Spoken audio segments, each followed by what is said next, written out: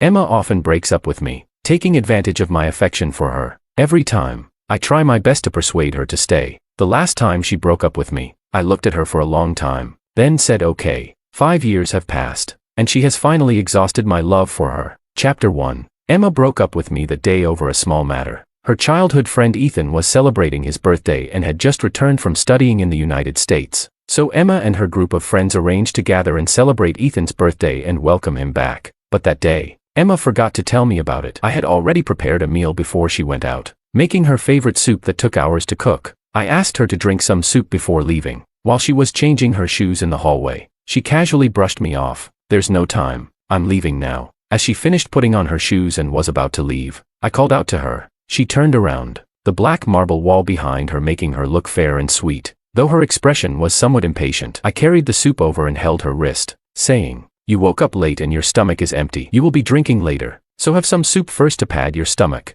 She clicked her tongue impatiently and said, "Can you stop micromanaging me? It's really annoying." With that, she waved her hand. I knew she probably didn't mean to, but I was already running a fever and felt weak. So when she waved her hand, the bowl of soup I was holding fell to the marble floor, splattering soup and shards everywhere. There was a moment of silence in the air. I paused, my gaze shifting from the mess on the floor to her face. I tried to remain calm, even smiled slightly, and asked her, "Are you this impatient and eager today because Ethan is back?" I heard he's single again. Before I was with Emma, she had openly and secretly pursued Ethan for a long time. Later, when Ethan got a girlfriend, she accepted me out of heartbreak, and we've been together since. It's been 5 years now. This remark hit her sore spot. Over the years, Ethan remained the most special person in her heart, and even mentioning his name felt like blasphemy to her. Sure enough, she snapped instantly, her sweet face showing impatience, her brows furrowed tightly, and she was a bit angry. "Justin, what do you mean? Are you doubting me? Can you stop being so paranoid over the slightest thing?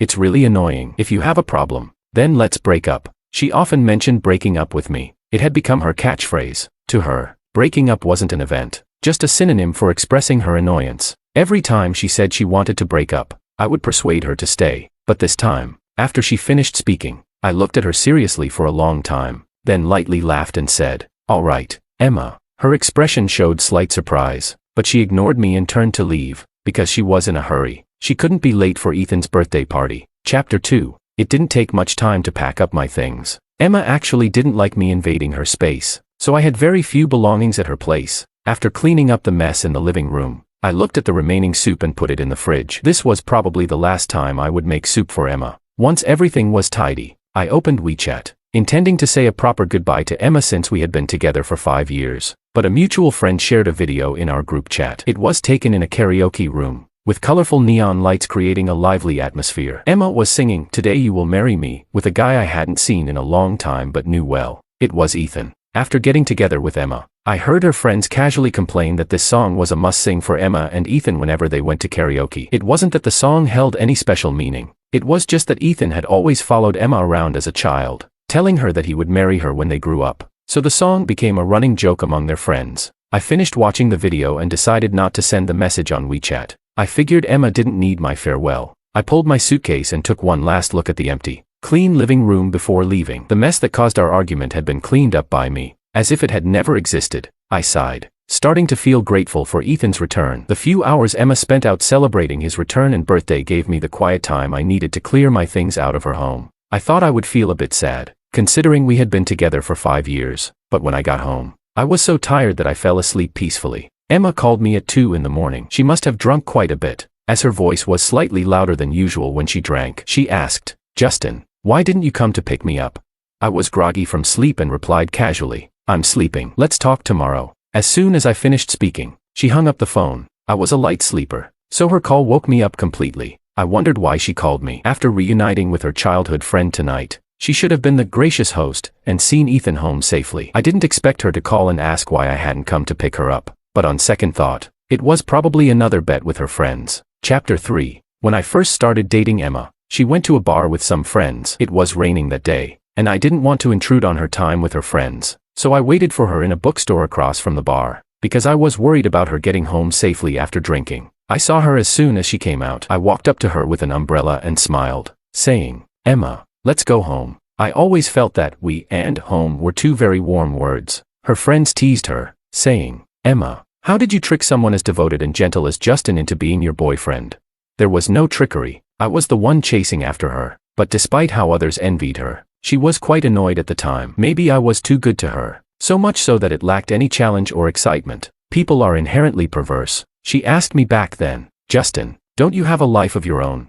I was very busy with work at that time. I had just been invited to hold my own art exhibition. Besides creating art, I spent almost all my time and energy on her. I remember smiling at her and saying, you are my life too. I thought that was my silent confession to her over the years. Looking back, it must have been annoying for her. Once, while waiting for her outside a bar, drawing and waiting to go home together, she came out and wasn't surprised to see me. She smiled, and her friends each handed her 100 yuan, saying, you won the bet again. Emma had bet with them that I would definitely come to pick her up. She probably lost the bet this time, which is why she angrily called me. I got out of bed to get a glass of water, and just as I finished drinking it, Emma called me again. There were several missed calls. When I answered, I was a bit surprised and asked, what's up?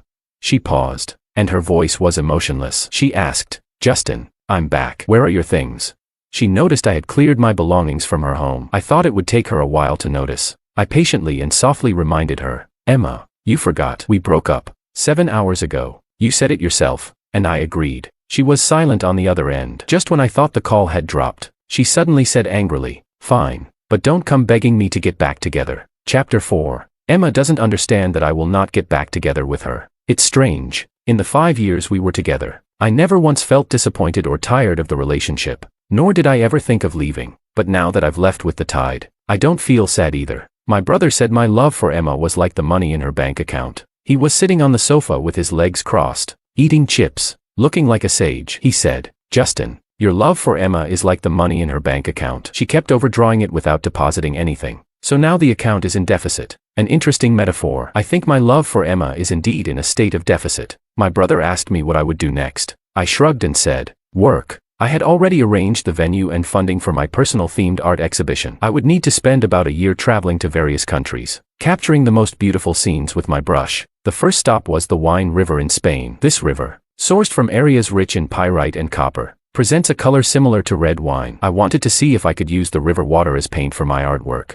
Just thinking about it excited me. Before I left, my brother said, seeing you like this, I'm relieved. I was worried you would be sad seeing Emma's posts on Moments. I had seen them. Emma wasn't someone who liked posting on Moments. In the 5 years we were together, she had only posted a few updates, but these past few days, her Moments were as busy as the new year. There were photos of her and Ethan visiting various scenic spots in City A, and of them enjoying different cuisines. I could understand her joy at Ethan's return, but the frequency of her posts made me wonder if she was doing it intentionally to make me jealous. However, I quickly dismissed this thought. I swiped up on the phone screen and smiled. My brother admired me and said, as expected of you, you've taken devotion and ruthlessness to the extreme. Devotion is my greatest respect for a relationship, and ruthlessness is my respect for myself. In the taxi back, I saw another of Emma's Moments. She had taken Ethan to the zoo and posted a selfie with an alpaca. I exited Moments and decided to change my profile picture. My profile picture was one taken by Emma on our 1-year anniversary. We went on a trip,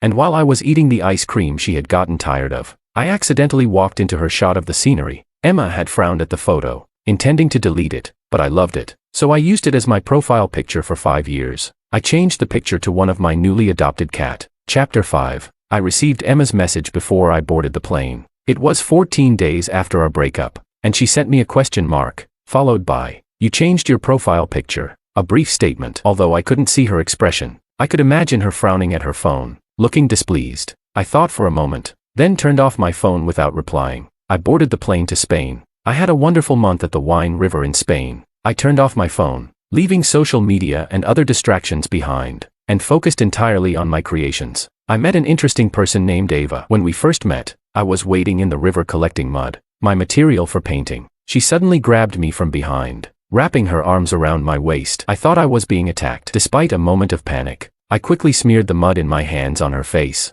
Her face was covered in red mud. Her eyes couldn't open, but she held me tightly and said in English, it will all be over soon. You have a long lifetime. She thought I was trying to kill myself in the river. I stopped struggling. My nerves relaxed, and I found it funny. I patted her hands on my waist and told her I was just collecting mud. That's how we met. Not knowing each other at first, because I had smeared so much mud on her face, She couldn't see. I guided her to the nearest clean water source to wash her face. Her face was bright and cheerful once cleaned, and she turned out to be a fellow countryman. Meeting a fellow traveler in a foreign land is always delightful. After everything was sorted, I felt a bit guilty and apologized to her. She was quite relaxed and didn't get angry. Her smile was bright and carefree. A very sunny girl. She gave me a thumbs up, praising my alertness and quick reactions.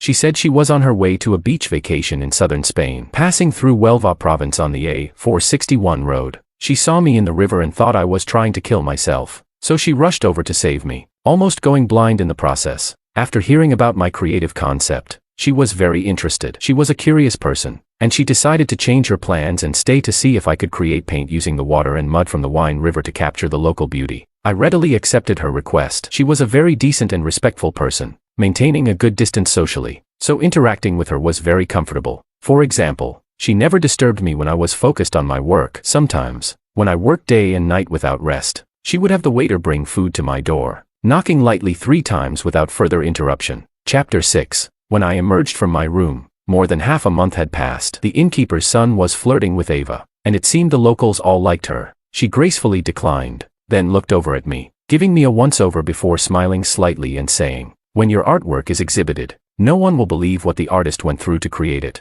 I laughed too. I was covered in paint and mud, looking as if I had just been dug up from the ground, but I had just finished my proudest work, so I didn't mind Ava's teasing. I looked up at her, smiling with excitement, and said, "Weren't you curious? The time has come to satisfy your curiosity." She looked at me, slightly stunned for some reason. Then I took her to my studio. A 2-meter-long painting perfectly replicated the scenery along the Wine River. Her eyes showed amazement and surprise as she entered, which greatly pleased me. She admired it for a while, then turned to me and said seriously, "It is my honor to be the first to see this painting." After that, I treated her to a meal to thank her for her considerate care over the past few days. 3 days later, we parted ways. We were both spontaneous people and didn't even exchange contact information. To us, the other was just someone who added a bit of interest to this journey. She continued her travel plans after satisfying her curiosity, while I prepared to stay a few more days before returning home. Unexpectedly, we met on the flight back home, in first class. When I saw her, I thought I had mistaken someone else for her, because she had said she would stay for another half-month. Ava also looked surprised to see me and then shrugged helplessly, saying, "There was a rebellion at the company. I have to go back to take charge." I couldn't help but smile. We landed in Beijing at 2 in the morning. Ava's driver was waiting outside the airport. She asked me enthusiastically, "If you don't mind, I can give you a ride home first." I didn't drive, so I thought about it and accepted. Thanking her, the car stopped outside my apartment building, and I got out and thanked Ava because I had a lot of luggage. She graciously got out and asked if I needed help. I smiled and said, "I can't let a lady carry my things." She smiled at that. Suddenly, someone called my name from the shadows near the flower bed. "Justin." Chapter 7. It was Emma. Her tone gave nothing away. I turned around and saw her stepping out of the shadows into the light. She had lost a lot of weight over the past month. She glanced at Ava, then back at me, and sneered, "So the reason you broke up with me was that you cheated." I tried to stay calm, first thanking and saying goodbye to Ava. Although she was just a passing acquaintance, I was very grateful for her care. She considerately asked if I needed help when she saw Emma, but I shook my head, and she left gracefully, giving me space to handle the situation alone. Emma's gaze was fierce, almost menacing, like an abandoned stray cat trying to hide its panic with a show of aggression. She asked, "Did you break up with me because you fell for someone else?" I felt a strange weariness. Over the years, I had always catered to her emotions. She was always polite and distant with others but always took a high and mighty stance with me. I was really tired of it, but I tried to keep my emotions in check and explained patiently, "Emma, you were the one who broke up with me. Ava and I are just strangers who met by chance in Spain. You can't keep doing this." I paused, struggling to find the right words. My tone probably surprised Emma. She looked stunned, a flash of hurt crossing her eyes. After a long pause, she spoke softly. This was probably the first time in our 5 years together that she showed weakness. She said, "I heard from your friend that you were coming back tonight. I've been waiting since 6 in the afternoon. Justin, you didn't reply to my WeChat messages." She paused and asked, "In the month we've been apart, did you ever think about me?"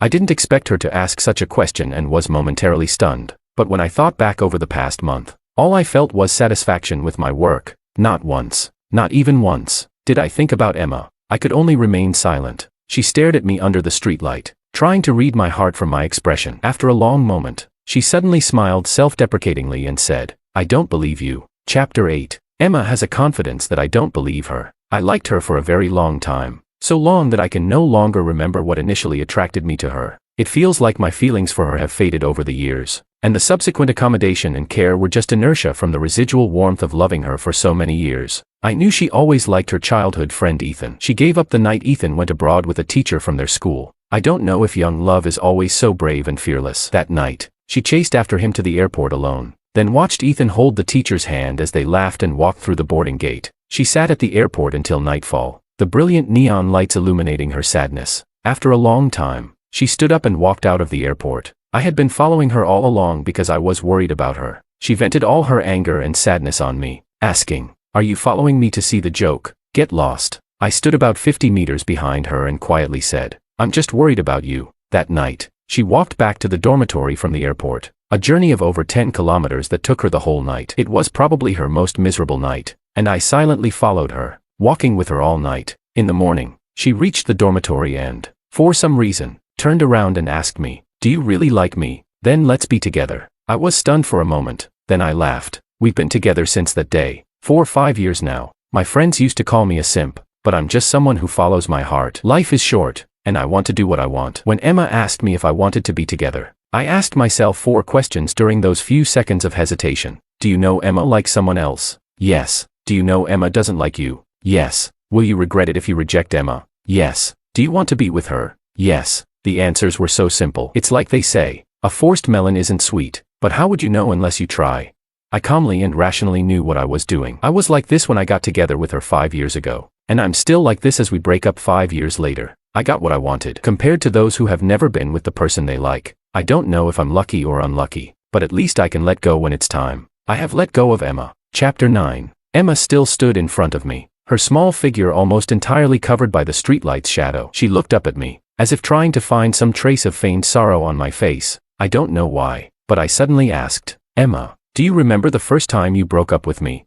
She was probably surprised by my question and froze for a moment. The first time she broke up with me was about 3 months into our relationship. She did it over WeChat, and then she forgot about it and went to Tibet with her friends for 7 days. When she came back, I was waiting for her outside her dormitory. It was raining that day, and I was soaked and feverish. When she saw me, she was startled and asked, "What are you doing here?" I was quite sad at that moment but still smiled at her. She probably softened because her heart had already given up on Ethan, so it didn't matter who she was with, and we got back together. I asked her, "Emma, when we broke up and you went to Tibet, did you ever think of me, even for a moment?" I sighed and said, "I felt the same way as you did back then." Her expression darkened with my words. She stepped back a few paces, then turned and left. In her eyes, coming to find me tonight was already a great concession, giving me face and respect. The fact that I didn't reciprocate probably felt like a slap in the face to her. She had every right to be angry. When my friend found out that Emma had come to see me, he was surprised and asked, "Could it be that Miss Tin realized after losing you that she actually likes you deeply?"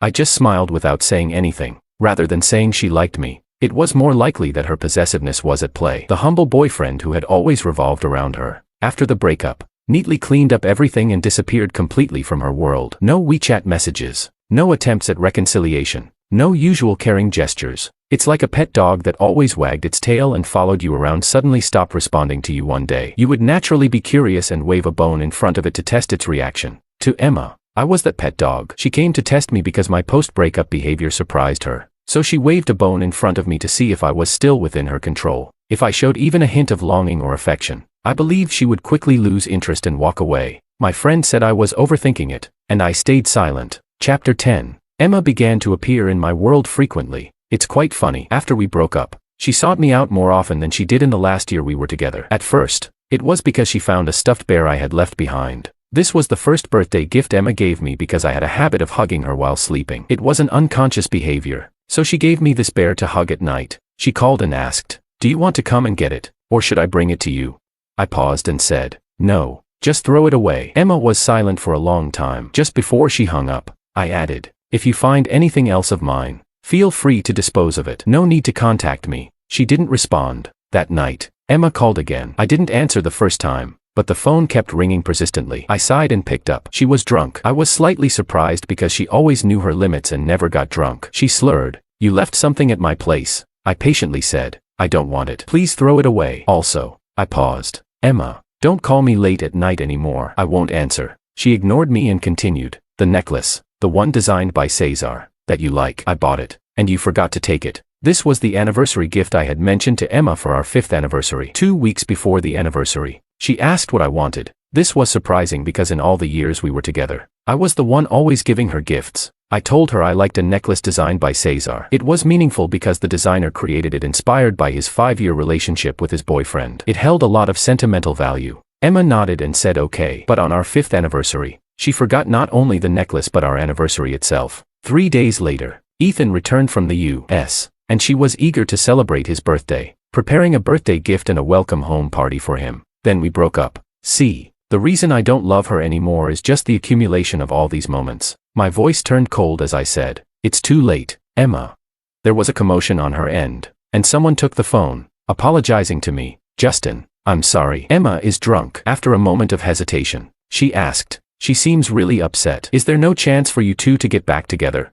I hung up the phone. After hanging up, I stared at the ceiling, feeling that saying I was completely unaffected would be a lie. After all, I truly loved her once. I just sighed at how extreme her change in attitude was. I couldn't reconcile the previously cold Emma with the current one. Her newfound gentleness and thoughtfulness always seemed out of place to me. Chapter 11. After that phone call incident, Emma disappeared for a long time. The next time I saw her was 3 months later. We broke up in early summer, and in the blink of an eye, it was late autumn. The weather was turning cold, and she was wearing a long black coat. Although we had broken up, I had to admit that she was still stunningly beautiful. She was leaning against the gate of my apartment complex, smoking. The period when Ethan and his teacher first went abroad for further studies was when she smoked the most. Combined with drinking and staying up late, she ended up in the hospital. After being discharged, she subconsciously controlled it. I didn't know why she started smoking again. She heard my footsteps and looked up at me. She looked a bit tired and said, "Sorry, I know I'm disturbing you, but my mom is coming to City A this weekend,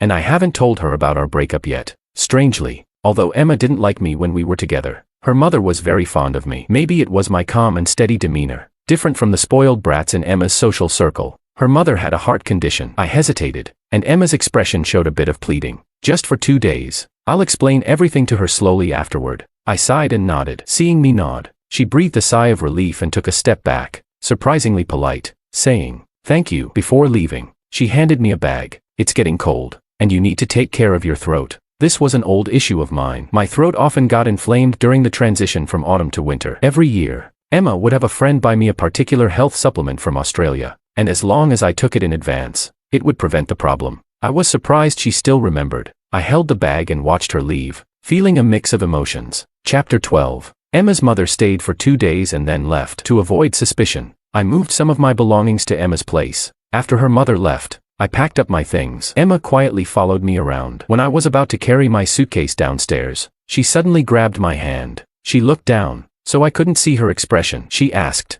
"Can't you stay?" After a pause, she looked up at me, explaining with some restraint, "There's really nothing between Ethan and me." I admit that when he came back, I felt some waves of emotion, but that was just a normal reaction to someone I once liked. I never thought about being with him. Her voice had a subtle choke. She paused and then continued, "It was my fault for breaking up with you. It won't happen again. Justin, give me another chance, please." I had never seen her like this. Feeling troubled, I turned to leave. Maybe because I was preoccupied, I missed a step and fell down the stairs. I broke my calf bone. Emma stayed with me in the hospital, helping me with the admission procedures and taking care of me. When I woke up after the surgery, she was asleep next to my bed. Hospital beds were scarce, and there were 4 patients in one room. Her body was squeezed between 2 beds, unable to stretch out, looking quite pitiful. Even in her sleep, her brows were furrowed, looking uneasy. Her other hand was still covering mine, as if she wanted to be ready to wake up if I needed anything at night. I thought for a moment and didn't pull my hand away. The anesthesia in my leg was slowly wearing off, and the increasing pain kept me awake. I lay there, recalling a time long ago. Back then, I had just graduated and entered the workforce, carrying the title of a genius graduate. An art gallery investor invited me to dinner. Being young, I didn't have much sense of caution and thought he genuinely appreciated my talent. It wasn't until he poured me a 3rd drink and put his hand on my shoulder that I realized something was wrong. There was something in the drink, and I felt weak. Later, Emma appeared out of nowhere and smashed a bottle over the investor's head. Then she took me away. I found out later that she was supposed to go to a concert with friends that night. Emma never used this incident to seek credit or blame me for causing her to miss the concert she had been looking forward to. For some reason, I suddenly remembered her goodness. In the barren soil of our love, there had indeed been beautiful moments like these. To be honest, I was somewhat swayed. Chapter 13. Emma stayed with me in the hospital until I was discharged. I had told her she didn't need to, that my friend would come and accompany me. I wanted to cut the ties quickly, but she insisted on taking some responsibility, thinking that she was partly to blame for my fall down the stairs. My friend, hearing that Emma was there, joked that there was a chance we might get back together and decided not to come to the hospital. The elderly lady in the next bed smiled at us and asked, "Young man, your girlfriend is really considerate. Such good girls are rare nowadays." I smiled, and when I looked up, I saw Emma standing at the foot of the bed, watching me nervously. After a while, she suddenly smiled. The smile spread from her eyes to her lips, and even after we were discharged and got into her car, she looked at me and said, "I'm very happy, Justin. Just now, when that lady called me your girlfriend, you didn't deny it." I opened my mouth but didn't say anything. I just felt it was unnecessary because she had been with me for so long, and explaining to outsiders that she wasn't my girlfriend would inevitably lead to more questions. And after all, she was a young lady. I didn't want to embarrass her in front of others. Since we were about to leave the hospital, I just wanted to avoid any additional trouble, but seeing the smile on her lips, I sighed and remained silent. Emma wanted to continue our relationship. If it were the current Emma, I actually would be willing to give it a try. Could the love lost in the dust of time really come back? This thought persisted until Emma took me to her house. I had fallen in a rush that day, and my luggage was still at Emma's place. Her mother had brought me some dried fish that I liked very much, so after leaving the hospital, we went to her house to get my things, and when the door opened, I saw Ethan. He was wearing an apron, holding a spatula in one hand, looking like the man of the house, smiling kindly, and said, "Oh, Emma, you're back. You said you'd be taking Justin home from the hospital, so I thought you probably didn't have time to eat. Come on in." He waved us in, wearing the watch Emma's mother had given me, which I had left on Emma's bedside table after we broke up. My gaze shifted from the watch to Emma's face, then I stood at the door and suddenly laughed. It was a laugh of release and calm. At that moment, I knew that Emma and I would never be possible in this lifetime. Whether it was 5 years ago or 5 years later, when we stood together, the one who didn't fit in was always me, but that was okay. I didn't mind anymore. I stood politely and distantly at the door, declining. "No need. I'm in a hurry to get back. I won't bother you." Then I turned to Emma. "I won't go in. Please bring my things out." "Thank you." She looked a bit pale, glanced at Ethan, then at me, and said before going in to get the luggage, "I'll explain everything to you later." I didn't say anything. After she went inside, the smile on Ethan's face gradually disappeared. He looked at me with hostility, as if I were an intruder, and his smile turned venomous like a snake. "You won't make me lose a bet, will you?"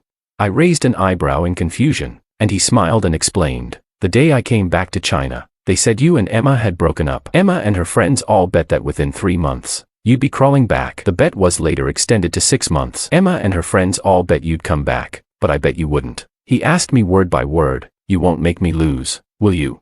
I looked at him and didn't answer, just said calmly, "I don't know if you'll lose your bet, but I do know Emma's friends should win theirs. When your teacher in America dumped you and you had to come back, they bet on whether you'd act like a pretentious coquette and get Emma to take you back." I laughed, seeing his pale face, and said, "Looks like her friends should have won." Just then, Emma came out with my luggage. I took it and smiled. "Thanks. No need to see me off. My friend is coming to pick me up, so I won't bother you." Finally, I looked at Emma with a relieved smile and said, "Emma, if you want me to keep a good impression of you in my memory, please don't contact me again." That was the last thing I said to her and the last time I saw her. It was also the last good thing she did for me. Chapter 14. 2 years later, I saw Ava at an art exhibition. She was standing in front of my painting of the Wine River. I walked over and stood beside her, looking at it together. After 2 years without seeing each other, we didn't engage in polite small talk. It was as if we were old friends. She turned her head and smiled at me. "I saw the news about your exhibition and decided to come. Just as impressive as I imagined." She paused, then asked with a smile, "After the exhibition, can I invite the artist to dinner?" I smiled back and said, "Of course. Time flies. The seasons change, the sun sets, and the moon rises. After spring comes summer, autumn, and winter. Life is long, with many landscapes to see. You have to experience them yourself to truly understand. As for what the future holds, you'll only know by living it."